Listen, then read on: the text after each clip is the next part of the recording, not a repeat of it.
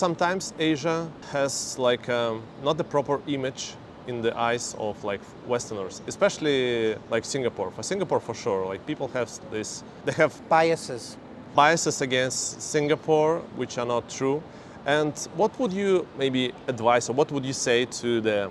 Well, it's human nature. Everybody has biases. Yeah. We all do. Discriminate against some kind of thing. You need to keep yourself squarely in the middle because you have dragon slayers who can never see anything positive coming out of Asia and coming out of the Chinese world, and everything is always low quality, low class, terrible. Stay away from those people. But then you've got the other side, which is the panda huggers, especially in the Chinese world, which is they look at everything through rose-colored glasses. And I'm telling you, if you want to stay in Asia, survive in Asia, and be really sharp when it comes to Asia and everything Asian, you need to stick squarely in the middle with your EQ.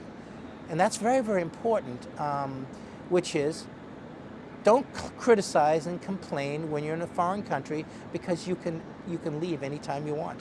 Yeah. So learn to adapt, learn to adjust, realize it's not your country. And that's another thing. I've been in Asia 40 years. Asia is not my home.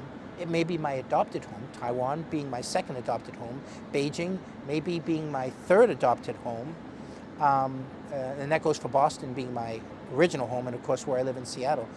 But I realize, and I realize the very, very key point is all of us foreigners here, we're just guests, accepted guests, and the goal is to be humble as an accepted guest and realize things are done here differently than the West, but realize sometimes they do things here for a reason. The women wear umbrellas under the sun when it's not raining. You know, why is that done when it's not even raining? Well, it's because it's a social status thing, as you know. Nobody wants to appear to have darker skin. And so that in itself is a bias, isn't it?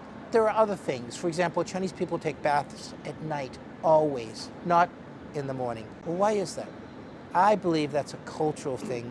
They feel more comfortable taking a bath in the evening. Now, some Chinese people do take baths in the morning, but it's a traditional cultural thing for lots of Asian people to take baths at night, not during the morning. In the West, we would never dream of getting up in the morning and going to the office before taking a shower, most of the people I know. But it's just a different cultural thing because traditionally, showers were a luxury in the Asian world 40 years ago. Yeah. They were a luxury. They were. Trust me, I know. I was in Taiwan when there were no showers.